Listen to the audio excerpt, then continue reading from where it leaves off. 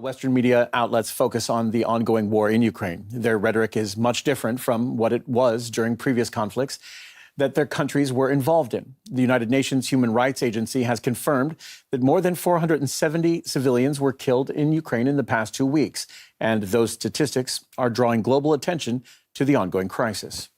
Now, the UN statistics from the wars in Iraq and Syria, however, show exponentially higher casualties.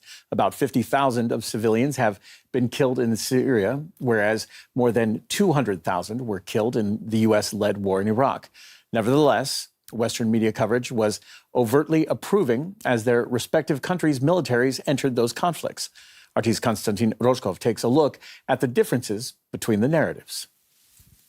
A tank inside Vladimir Putin's hat. That's the image The Economist chose for its cover story on the Russian military campaign in Ukraine.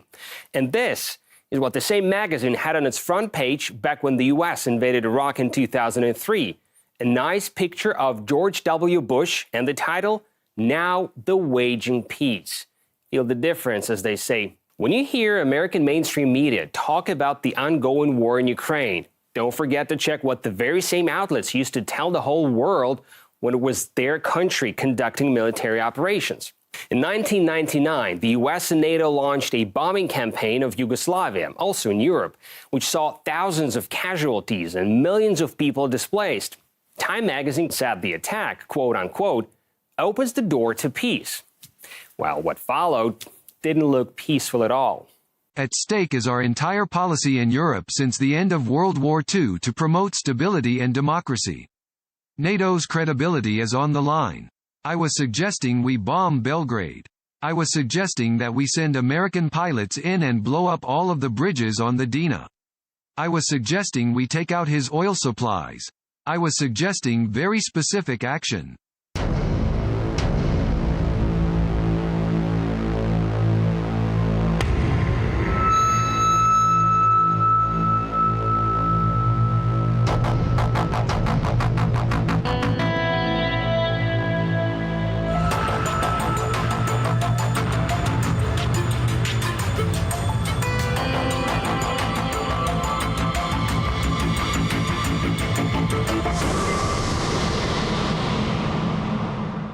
Western media definitely has a knack for justifying wars. In 2001, during the U.S. invasion of Afghanistan, The Economist came up with this cover, "A heart-rending but necessary war."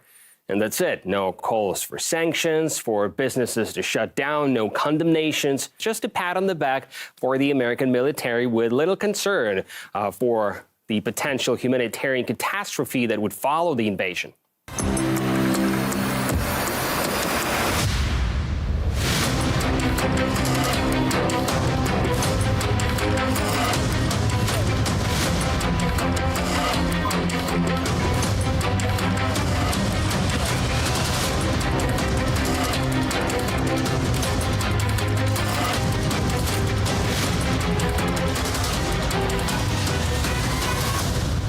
The Western corporate media seem to be very concerned about the plight of common people in Ukraine now, which is completely understandable. Yet when the U.S. invaded foreign nations, the same talking heads pushed a different narrative where regular Afghanis or Iraqis effectively had to be thankful and to consider themselves the lucky ones for being liberated. This is all about one evil dictator who possesses brutal weapons with which he will threaten and hurt a lot of people, including a lot of Americans, unless we take them away from him.